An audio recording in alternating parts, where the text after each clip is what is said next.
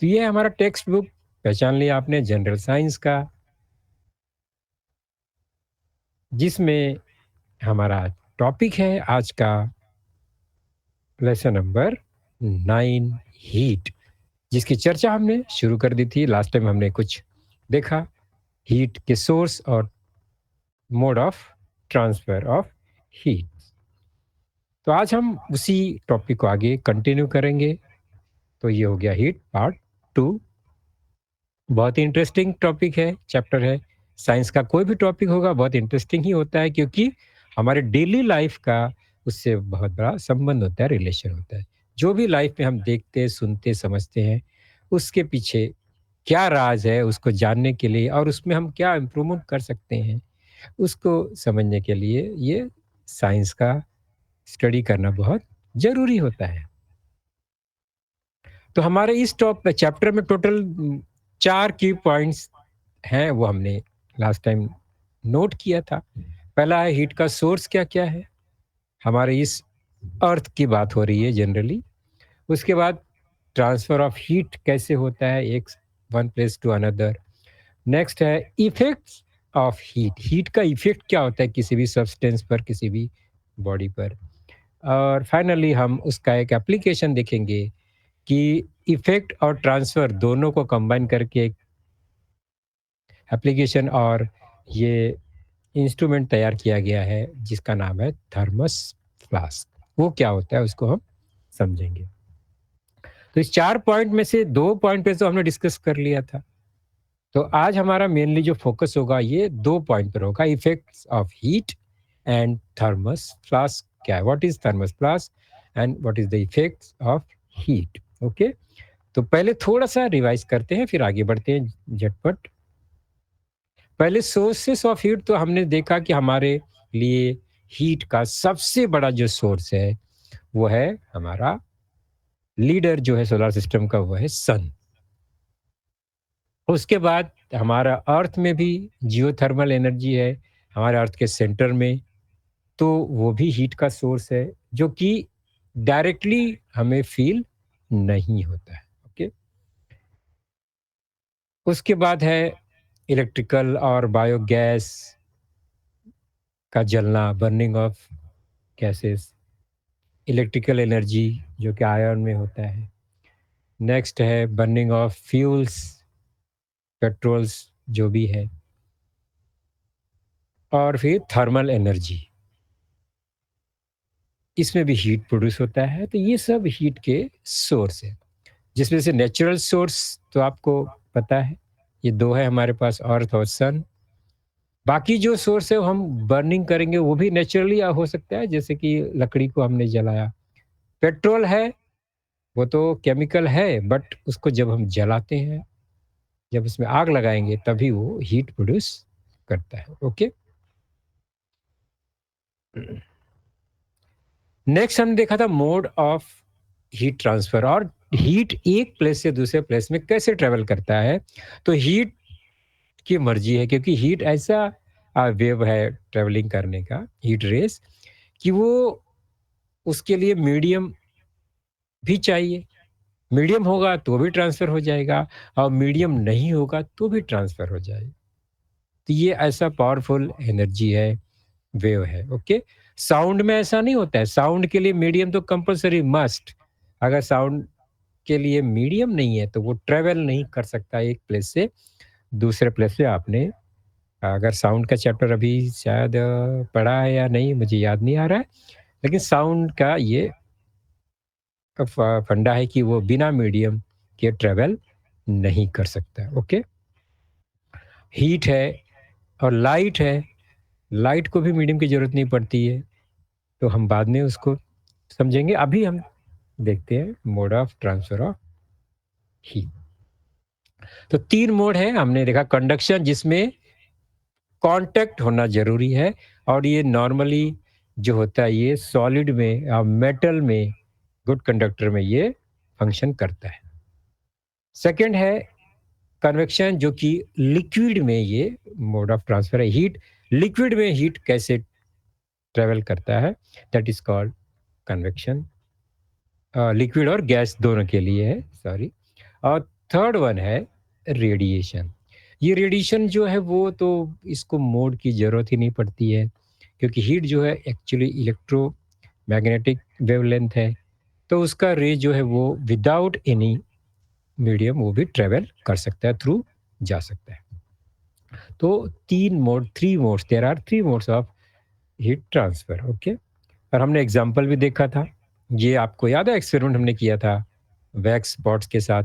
Metal के rod को हमने बर्नर से एक कॉर्नर में हीट किया, डायरेक्ट हीट किया बर्नर से रॉड को, तो उसमें के अंदर ही अंदर हमने क्या देखा कि वो जो रॉड है कंप्लीटली स्लोली वो एक एंड से दूसरे एंड में वो गर्म होता जाता है, हीट ट्रांसफर होता है। कैसे मालूम पड़ता है हीट ये लेफ्ट से राइट में पहुंच गया? Because of wax. वैक्स क्या होता है, हीट मिलने पे वो पिघलता है और उसको लिक्विड स्टेट में आने के कारण वो गिर जाता है।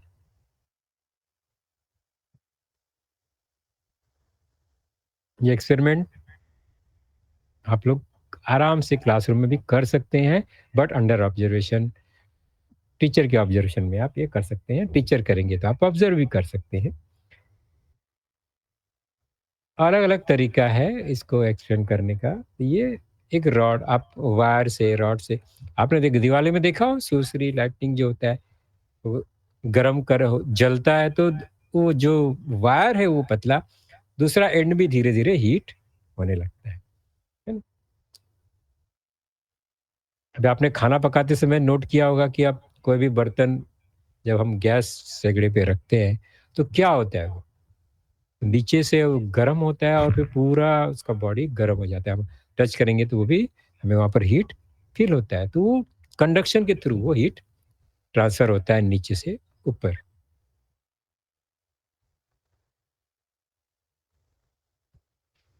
तो हीट का इस तरह से ये क्या होता है, ट्रैवलिंग होता है through one spot one place to another. तो जो कोल्ड रीजन है वहाँ हीट करेंगे तो हीट जो है वो कोल्ड रीजन की ओर फ्लो होता है, ओके। यहाँ से गर्म किया फिर वो धीरे धीरे धीरे राइट से लेफ्ट में जाएगा। अगर लेफ्ट में गर्म किया तो लेफ्ट से राइट, राइट में गर्म हो गया तो राइट टू लेफ्ट ये मूव करेगा। मतलब एक कॉर्नर से दूसरे कॉर्नर, एक एंड से दूसरे एंड में वो कंप्लीट पूरे बॉडी में हीट ट्रांसफर हो जाता है। और ये हमने देखा फ्राई करने के लिए किस तरह से ये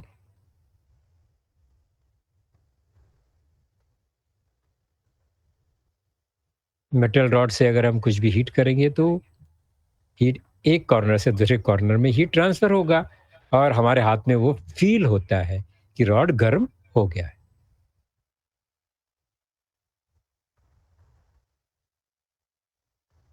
तो एक पॉइंट ऑफ कांटेक्ट से होता है, इसलिए इसका नाम है ये मोड का कंडक्शन, ओके। और ये सॉलिड में ही होता है। तो कांटेक्ट बहुत जरूरी है कंडक्शन में। और अलग अलग सब्सटेंस अलग अलग मटेरियल में हीट का जो ट्रांसफर है उसका स्पीड है वो कम मोरलेस कम और ज़्यादा होते रहता है। मेटल बहुत जल्दी हीट हो जाता है, दूसरा कोई मटेरियल है तो थोड़ा धीरे धीरे हीट होगा। पानी और धीरे धीरे हीट होता है, वाटर। मिट्टी जो है और धीरे हीट होती है, जो सॉइल वगैरह है।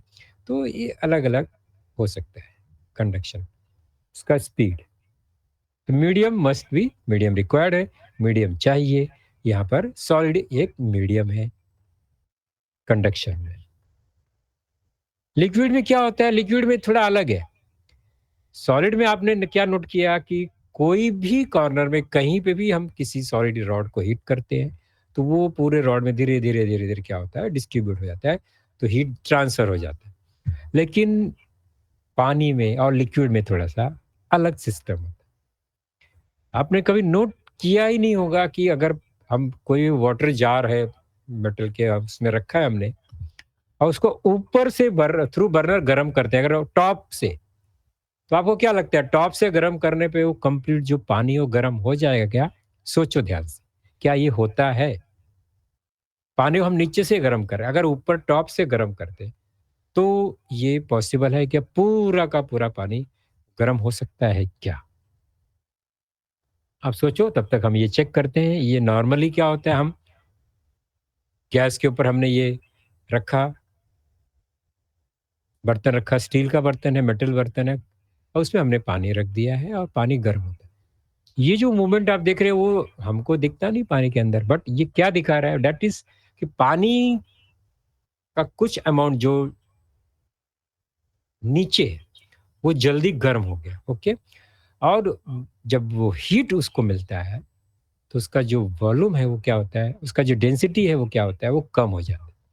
उसका डेंसिटी कम होता है मतलब वो लाइट हो जाता है और वो फिर कहाँ जाता है, वो ऊपर साइड में जाता है। और ऊपर जो कोल्ड वाटर है, वो नीचे आता है क्योंकि वो हाई डेंसिटी है, वज़न ज़्यादा है उसका, वो नीचे आ जाता है।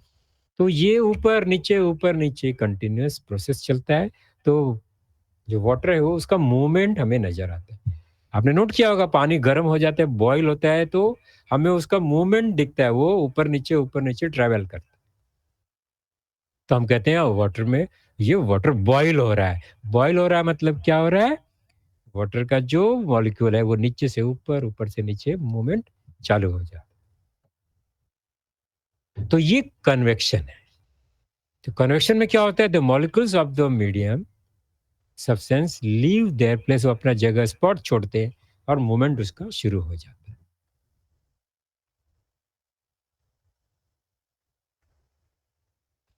तो लिक्विड और गैसियस सब्सटेंस में ये इस तरह से कन्वेक्शन के थ्रू हीट का ट्रांसफर होता है, ये ध्यान रखना है। तो दो हमने देखा, कंडक्शन और convection, in solid and in liquid and gas.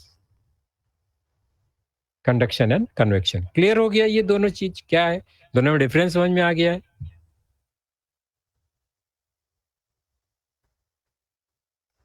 तो medium is required for conduction and convection. Third one है, सन का हीट हमारे अर्थ पे किसके थ्रू आता है? कंडक्शन भी नहीं है, कोई रॉड नहीं लगा है, कोई मेटल नहीं लगा है ऊपर से नीचे तक इतना बड़ा, और कोई लिक्विड भी नहीं है बीच में, और कोई गैस भी बहुत दूर तक नहीं है। हमारे एटमॉस्फेयर में लिमिटेड एरिया तक ही हमारे अर्थ के ऊपर गैसेस है। तो फिर ये कैसे वहाँ से हीट इतना दूर हमारे अर्थ पे पहुँचता है?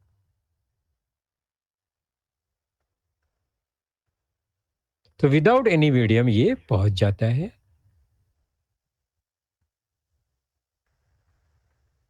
Heat of the sun reaches the earth without any medium.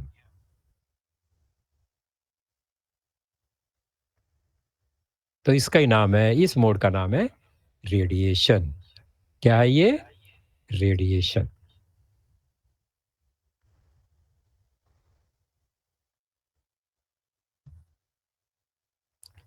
अभी हम एक एग्जांपल देखते हैं, इसमें हमको अभी क्या है, दोनों मोड मिलेगा। कौन सा मोड? कंडक्शन एंड रेडिएशन, दोनों मोड दिखेगा। कैसे? ध्यान से देखना है। ये रॉड मेटल रॉड है, इसको एक कॉर्नर में हम क्या कर रहे हैं, इसको बर्नर लगाया, हीट वहां पर फायर लगा दिया है। अभी क्या होगा, रॉड का एक कॉर्नर गर्म होना शुरू होता है और हीट क्या होता है, ट्रांसफर हो रहा है। ओके, तो ट्रांसफर कैसे हो रहा है? थ्रू कंडक्शन, क्योंकि कांटेक्ट में है। तो वन बाय वन धीरे धीरे धीरे धीरे धीरे वो रॉड जैसा है वो यू शेप में, तो दूसरा कॉर्नर भी हीट होगा। लेकिन अगर ऐसा है, कंडक्शन है, तो सबसे पहले पॉइंट ए का जो कॉर्नर है वो हीट होगा, और सबसे लास्ट क्या होना है, जो पॉइंट बी है, दूसरा एंड, वो हीट होना चाहिए। लेकिन ऐसा होता नहीं है, बी भी जल्दी हीट हो जाता है, और जो सेंटर में है पॉइंट, वो बाद में गर्म होता है, बी के बाद गर्म होता है। ऐसा कैसा हो गया, ये कैसे पॉसिबल है?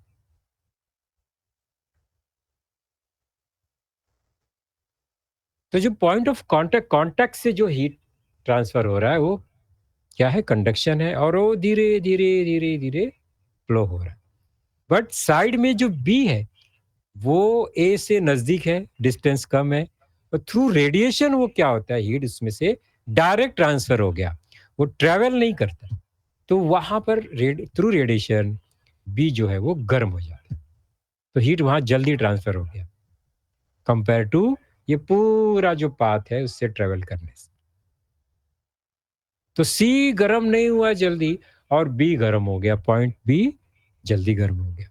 तो इसमें 2 मोड है, एक है कंडक्शन जो स्लोली होता है, रेडिएशन थोड़ा फास्ट है, जो मीडियम नहीं है तो वो फास्ट वो ट्रेवल होता है।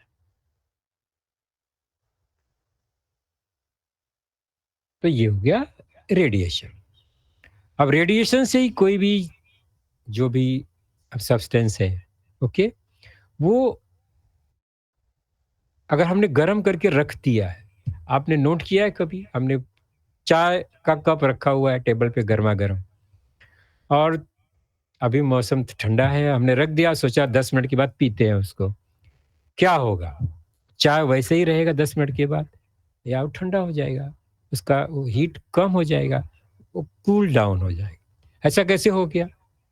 उसको तो कोई पॉइंट ऑफ कॉन्टैक्ट भी नहीं है। तो क्या होता है फिर? तो वो जो उसका हीट है वो ट्रांसफ़र हो जाता है थ्रू रेडिएशन एयर में, हवा में जो है वो ट्रांसफ़र होता है। फॉर एग्ज़ाम्पल ये मैंने एक मेटल का बॉल है, उसको गरम करके ऐसे रखा हुआ है, तो हीट एकदम रेड कलर में है, हीट है।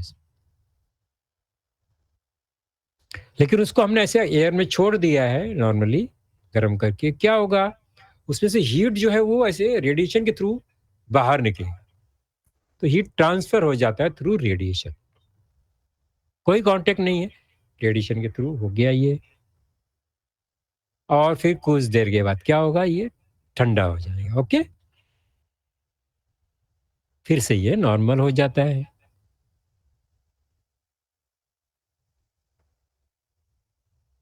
तो in hot substance start cooling down after while, कुछ देर में वो अपने आप ठंडा होता है। कंटिन्यूअस हीट देंगे तो वो गर्म ही रहेगा। तो heat is released due to radiation.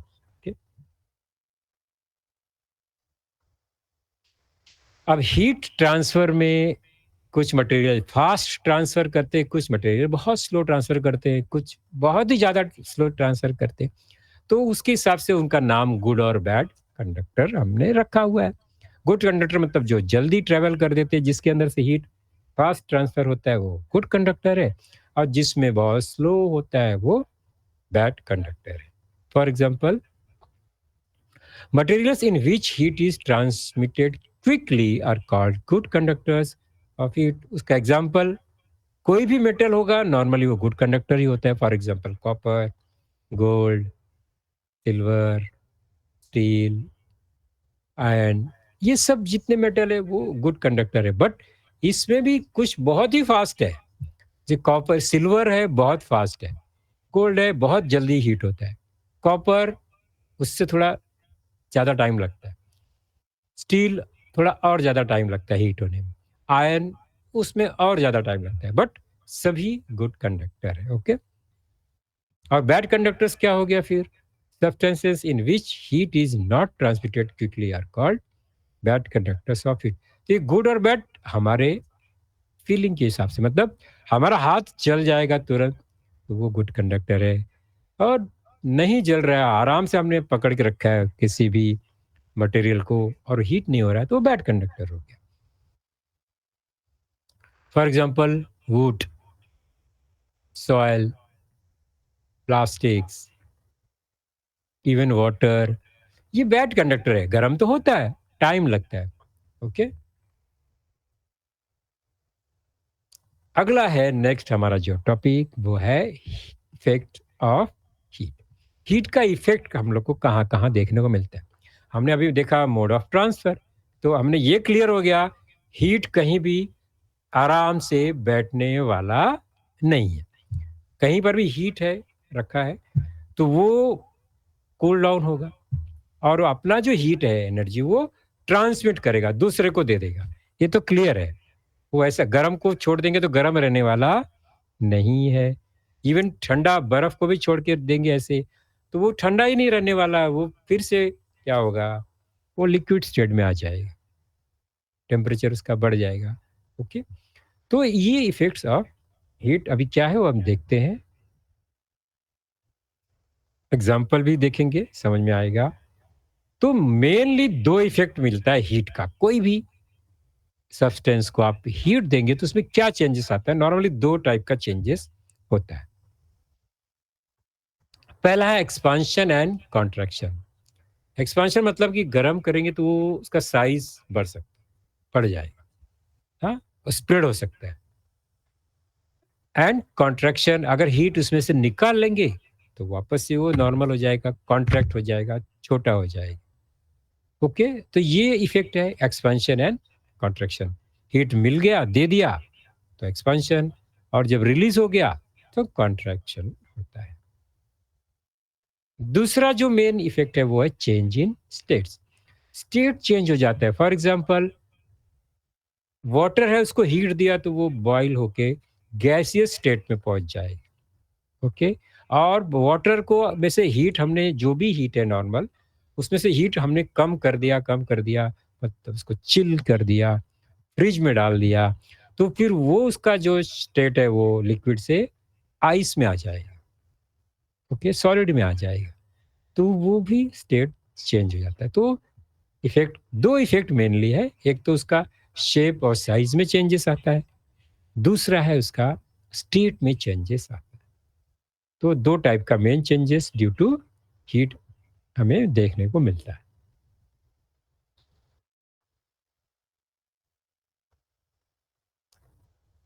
तो when a substance is heated, आप ध्यान रखो गर्म करेंगे तो क्या होगा, its temperature increases and it expand. जब हीट देंगे तो एक्सपांड हो, और हीट जब रिलीज करेंगे हमने उससे ले लिया तो वो कॉन्ट्रैक्ट होता है।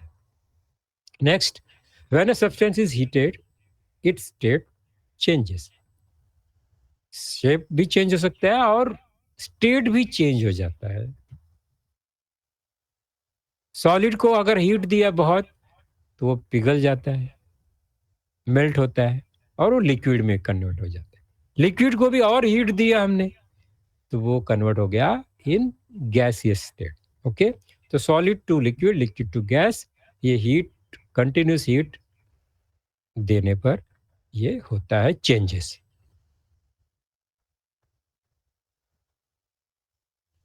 अभी एक्सपांशन का रियल जो एक्सपेरिमेंट है वो हम देखेंगे।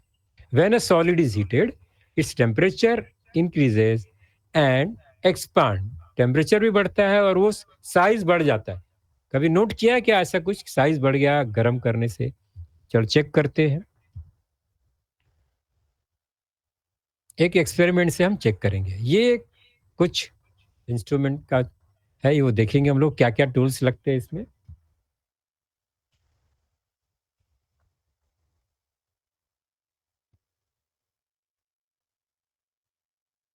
तो एक मेटल रिंग है, मेटल का रिंग है, ध्यान रखेंगे। और दूसरा है मेटल बॉल। तीसरा एक चेन है, फिर बर्नर है और कोई भी हीट सोर्स होगा। हाँ? और ये मेटल रिंग को फिट करने के लिए पाइप और उसका एक हैंडल है, वुडन हैंडल। ये इतना सारा मटेरियल हमने ले लिया। अभी हम क्या करते हैं, एक एक्सपेरिमेंट रेडी करते हैं। हमने रिंग को हैंडल के थ्रू एक फिट कर दिया है और रिंग का जो साइज है एग्जैक्टली उतना ही बड़ा है जितना बड़ा ये जो हमारा बॉल है, वो उससे थोड़ा सा छोटा है, मतलब वो पास थ्रू हो सकता है उस रिंग के अंदर से। अब इस बॉल को हमने, मेटल बॉल को चेन से कनेक्ट कर दिया है कंप्लीटली। ओके, अभी हम एक्सपेरिमेंट शुरू करेंगे। कैसे करेंगे पहले देखते हैं। हमने रिंग को इस तरह से अरेंज कर दिया, फिटिंग कर दिया है। और ये जो बॉल है उसका साइज एग्जैक्टली क्या है कि जस्ट उसके ऊपर अगर हम रखते हैं और उसमें से पास करेंगे स्लोली, तो वो उसमें से पास हो गया एकदम परफेक्टली। ऐसा रखेंगे, बहुत ज़्यादा गैप नहीं होगा और वो पास हो जाएगा इजीली। ये हमें नोट करना है कि बहुत ज़्यादा गैप रखेंगे तो हमें मालूम नहीं पड़ेगा हीट करने के बाद कुछ चेंजेस आया या नहीं आया। रिंग के थ्रू ये बॉल आराम से चले गया। ओके, तो हमने ये नोट कर लिया कि ये बॉल का जो साइज है वो रिंग में से इजीली पास हो गया। नेक्स्ट, अभी क्या करते हैं हम, इस बॉल को गरम कर, हीट देंगे, उसको गरम करेंगे, और धीरे धीरे धीरे वो बॉल क्या हो जाएगा, गर्म हो जाएगा, हीटेड आउट। फिर से सेम एक्सपेरिमेंट करेंगे, अभी ये बॉल बहुत गर्म है, ओके, गर्म हो गया, हमने गर्म किया है, और नीचे छोड़ते हैं। तो हमारा फर्स्ट एक्सपीरियंस था कि वो पास हो जाना चाहिए था, बट अभी ऐसा नहीं हुआ, वो रुक गया, वहां पर रुक गया। क्यों ऐसा हो गया? कुछ तो हुआ है। हमने रिंग को तो कुछ भी नहीं किया, हमने बॉल को गर्म किया, हीट दिया, तो उसमें क्या हो गया, एक्सपांशन हो गया, बड़ा हो गया, और वो फिर वो रिंग में फंस गया, अटक गया। ओके, अभी थोड़े देर के बाद क्या होगा, जब बॉल का टेम्परेचर धीरे धीरे धीरे वो ठंडा होगा, और उसमें से क्या हो जाएगा, नीचे गिर जाएगा, मतलब वो कॉन्ट्रैक्शन भी आ जाएगा। तो ये एक्सपेरिमेंट से क्या हमें समझा, metal expands on heating and contract on cooling. Solid expands due to heat and come back to the original state if heat is removed. Clear हो गया एक्सपेरिमेंट? नॉर्मली हर ये जो लैब होता है, नॉर्मली फिजिक्स के लैब में ये system होता है। अभी अपने स्कूल में हर जगह ये अवेलेबल नहीं है, लेकिन आप एक्सपेरिमेंट कर सकते हो इजीली। तो सॉलिड जो है वो solid expands when it is heated. अब इसका जो प्रैक्टिकल हमने ऑब्जर्वेशन करना है, वो कहाँ होता है, आपने कभी ध्यान ही नहीं दिया होगा। ओके, अभी तो ये जो मैं अभी एग्जांपल दूंगा, ये अभी देखने को कम मिलता है, इवन सिटी में तो नहीं मिलेगा, इवन और दूर जो इंटीरियर रीजन है विलेजेस में, वहां पर ये आपको देखने को मिलता है। मेन सिटी में, मेट्रो सिटी में ये देखने को कम मिलता है। क्या है ये, आपने ये देखा है, टेलीफोन बार्स, है ना, उसमें अभी इलेक्ट्रिकल भी इस तरह से होता है कॉलम, जिसमें इलेक्ट्रिकल वायर्स ट्रेवल करते हैं ऊपर से, है ना।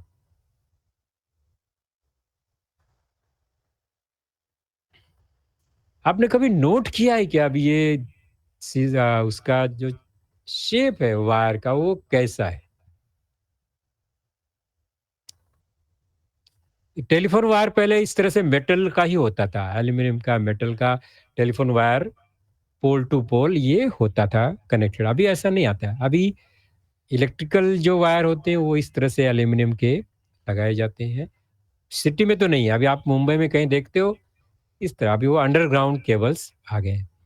लेकिन आप बाहर जाएंगे, मुंबई से बाहर विलेजेस में थोड़ा और, तो वहाँ पर अभी भी बहुत सारे केबल्स जो है वो through air pole to pole connected है। वायर देखो एकदम कंप्लीटली स्ट्रेट तो नहीं है,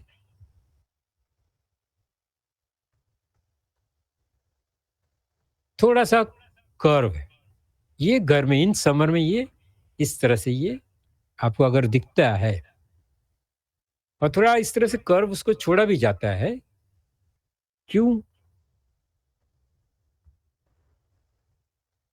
जब ठंडी का मौसम आएगा, टेम्परेचर डाउन होगा, तो जो वायर है, मेटल है, वो क्या होगा, श्रिंक होगा, कॉन्ट्रैक्शन आता है उसमें, तो वो छोटा होने लगता है, इसलिए वो टाइट हो जाता है।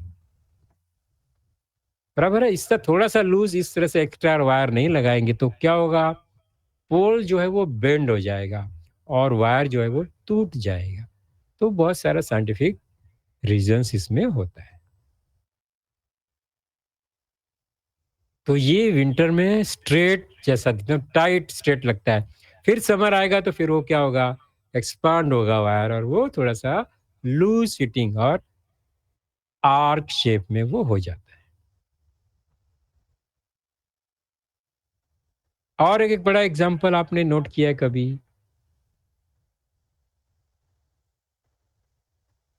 वेर लिक्विड इज हीटेड, अभी लिक्विड को अगर हम गर्म करते हैं तो क्या होता है? ये अलग अलग शेप में हमने लिक्विड को रखा है।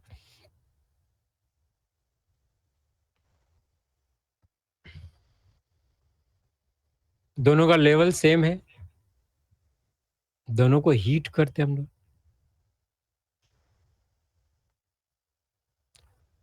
तो हीट का जो लेवल आप नोट करेंगे तो थोड़ा-सा ऊपर जाता है हमेशा। जब पानी गर्म या लिक्विड गर्म हो गया तो उसका हाइट जो है बढ़ जाता है। मतलब लिक्विड में भी एक्सपांशन होता है। ये हमने कभी नोट ही नहीं किया होगा, कभी ज़रूरत ही नहीं पड़ती है।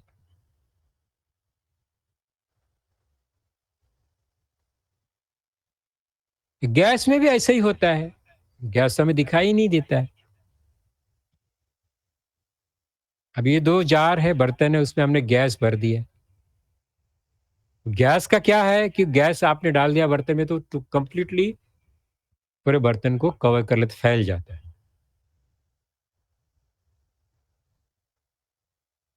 और थोड़ा-सा हेवी गैस है तो वो नीचे लेवल पे रहेगा, ऊपर थोड़ा कम रहेगा। नॉर्मली वो कंप्लीटली एक्वायर कर लेता है जितना भी उसका वॉल्यूम है। अब उसका टेम्परेचर अगर हम बढ़ाते हैं, सो हीट देते हैं, तो फिर क्या होगा?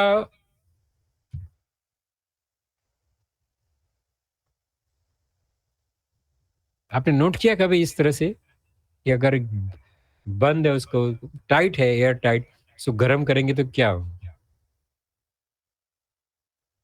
गैस का एक्सपांशन होगा और वो प्रेशर क्रिएट करेगा उसको बढ़ने के लिए। उसको जगह कम पड़ रहा है, बहुत बढ़ गया वो फैलना है उसको, है ना? एक्सपांड करना है और जगह नहीं है, टाइट है, तो क्या होगा फिर? वो ढक्कन उसका ब्लास्ट हो सकता है, क्या? और वो बाहर निकल जाए। ये क्यों हुआ? क्योंकि वो हीट होने पर गैस का एक्सपांशन होता है और बहुत ज़्यादा प्रेशर क्रिएट हो जाता है।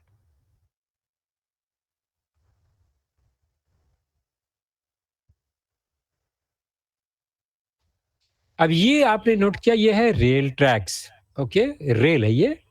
आपने देखा हो ट्रेन्स इसके ऊपर से चलते हैं और ये मेटल का होता है, स्टील का बना होता है और ये कंप्लीट थ्रू एक एंड से दूसरे एंड तक किलोमीटर्स तक ये ऐसे कंप्लीटली एक वन पीस में नहीं होता है। आपने कभी नोट किया है? उसके कुछ कुछ डिस्टेंस पे थोड़ा-थोड़ा उसमें गैप्स होता है। आप गैप्स देख रहे हैं ना? इस तरह से वो गैप्स रख के उसको जॉइन करके रखते हैं। क्यों होता है ऐसा? क्यों रखे हैं ऐसा? ये 2 स्पॉट देख रहे हैं वहाँ पर जॉइंट है। सेम रीज़न जो हमने इलेक्ट्रिकल वायर में देखा था, वही रीज़न यहाँ पर भी है। अगर वो कंप्लीटली ऐसे जॉइंट होगा तो समर रीजन में और सनी डेज में क्या होगा? एक्सपांड होगा रेल और वो टेढ़ा-मेढ़ा हो जाएगा और ट्रेन एक्सीडेंट हो जाएगा। इसलिए उस सेफ्टी के लिए ये सेफ्टी गैप्स छोड़ते हैं। There is a slight gap between the joints of the railway tracks. अभी हम क्या करते हैं, एक छोटा-सा वीडियो देखते हैं और लेसन को यहीं पर स्टॉप कर देंगे। आप एन्जॉय कीजिए, देखिए। Thermal expansion. Why are small gaps left in between rails? Don't know the answer? No worries. We shall find the solution.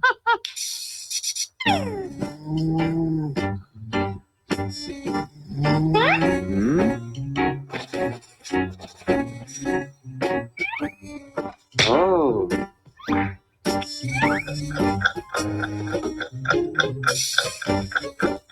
Hmm.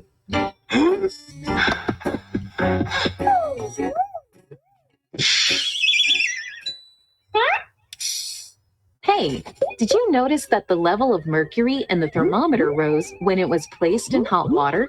You must be wondering why this happened, right? It happened because of thermal expansion. Thermal expansion is the tendency of matter to expand on heating. This tendency of expansion can be observed in solids, liquids, as well as gases. Now, let us see how this concept of thermal expansion applies to a thermometer. A thermometer usually consists of a narrow tube with a small bulb at its one end. The bulb and a part of the narrow tube is filled with mercury, which is liquid at room temperature. Now, when a thermometer is placed in hot water, mercury inside it expands due to thermal expansion. and as a result, its level rises. Huh?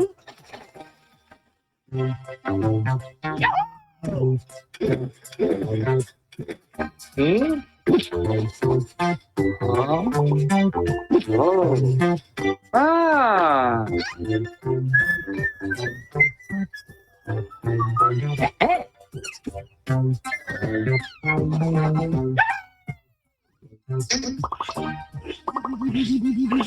Huh? Ah.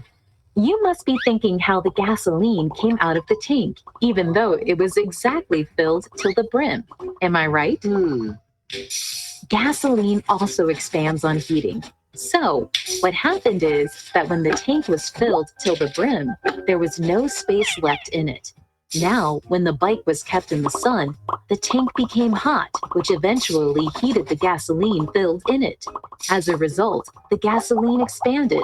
But since there was no space left in the tank, expansion forced gasoline to come out of the tank.